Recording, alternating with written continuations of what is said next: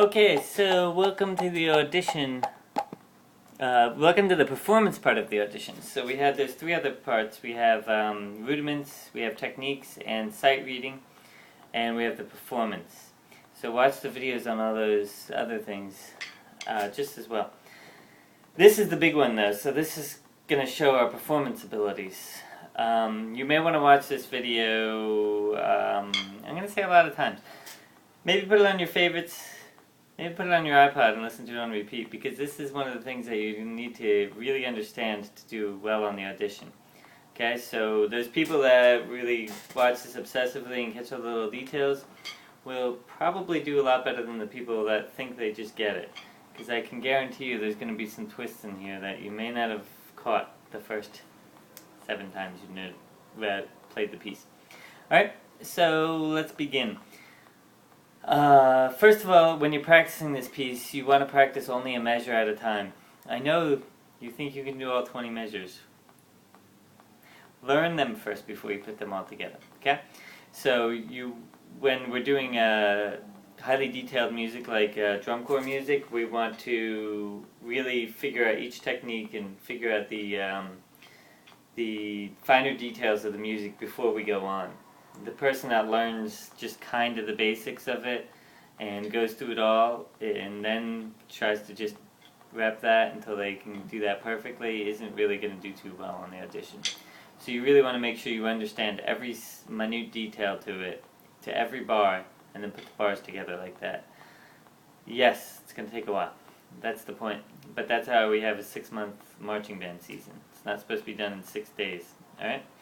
So let's take this from the beginning. We're going to go a measure at a time. I'm going to break down. Obviously, when you're at home, you want to take each one of these measures, how many times? 100? Yep, sounds good.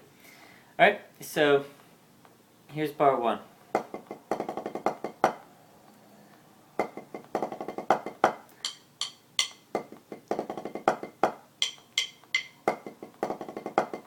Notice I did it 4 times in a row without really stopping.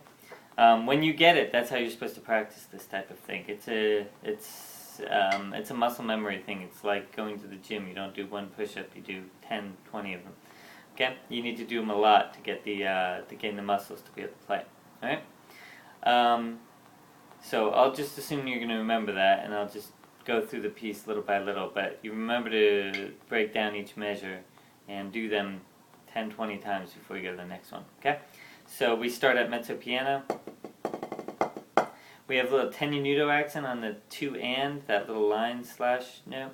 That's a half accent. So our regular ones are here, our half accents are here, and then our regular notes are here. So 3, 6, 9. Okay? Okay? Second measure is this.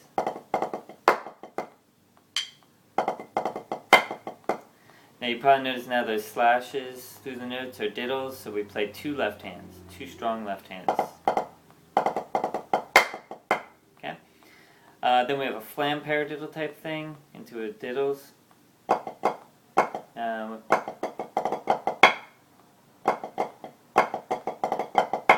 So take this measure half at a time. Do this first. And then the next half. Put them together. That's probably one of the hardest measures in the whole thing. I put it in the beginning on purpose. Okay? So, to scare you people, guys. No, just kidding. Just so you know. Just so you know, the beginning is kind of meant to be really detailed, and then it opens up a little bit. Not to scare you off, but more to get you to realize that we should practice really hard on that in the beginning, and then take that same approach throughout. Alright, anyway, bar 4 is this. Oh, it's singles at the end. Okay, so if we put all that together, it's this.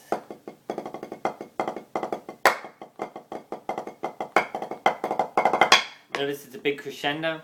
Starts at the edge, bring it to the middle. You get extra bonus points. I'll know you watch the video if you do that. Hee hee.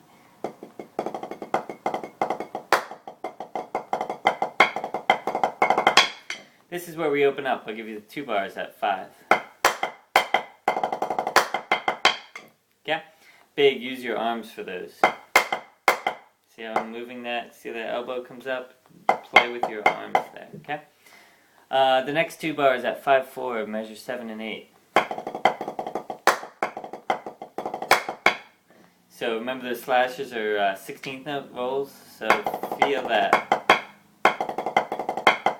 Kind of hard, it starts on the left. Alright, and then those two bars again, we have some diddles in the next bar.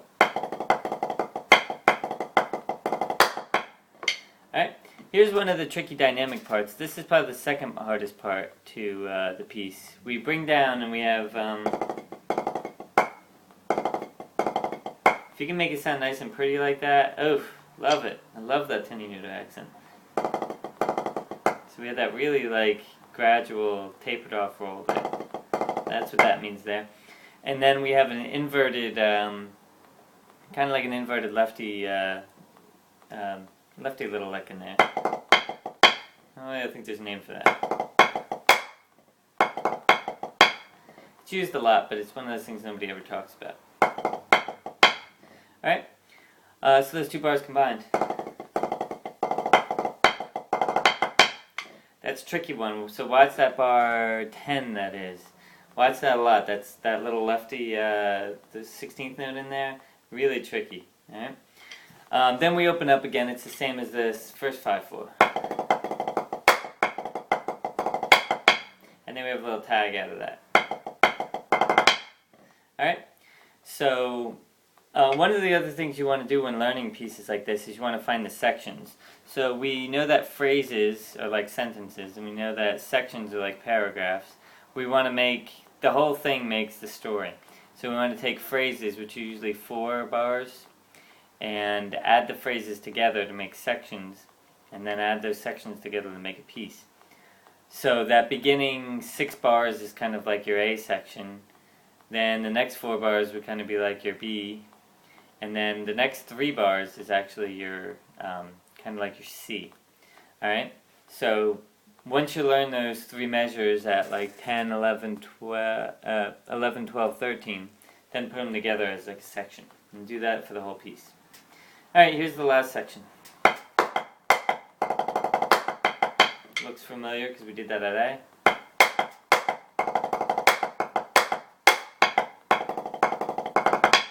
So that's the next tag. That's bar 16. And then we have the 17 that we paired to the diddles. Okay? If you don't know paired to the diddles well enough, just wrap that as an exercise in itself. Alright? This video is getting long, so let's wrap it up. Let me show you the trick at the end. Oh, you made it all 8 minutes and 41 seconds. Now you get to learn the trick. So we do the traditional spin. I don't know if you can see it too well, but we're doing something like that. We spin to matched. And that matched, it's like an old cadets thing. They kind of point to the sky while they do that. Oh, it looks cool. If you can get it, cool. If you can't and you mess it up at the end, don't worry about it. I don't care. Don't even play the trick. So the last 2 bars are this. It looks cool if you get it. It looks kind of silly if you don't. So if you can get it, cool. Throw in the twist at the end. If you can't, don't worry about it. Alright, so I gave you a little practice philosophy. I lectured you a little bit. I did a whole bunch of things. But here's the basic bottom line. You will do as well as you practice. If you practice well and you practice smart and logically and a lot of those things I said, and doing a lot of those things that I said, you'll probably do well on this. If you think you just want to cram and try to get it in, I wouldn't bother too much. Alright? So practice smart, we get smart. Good luck.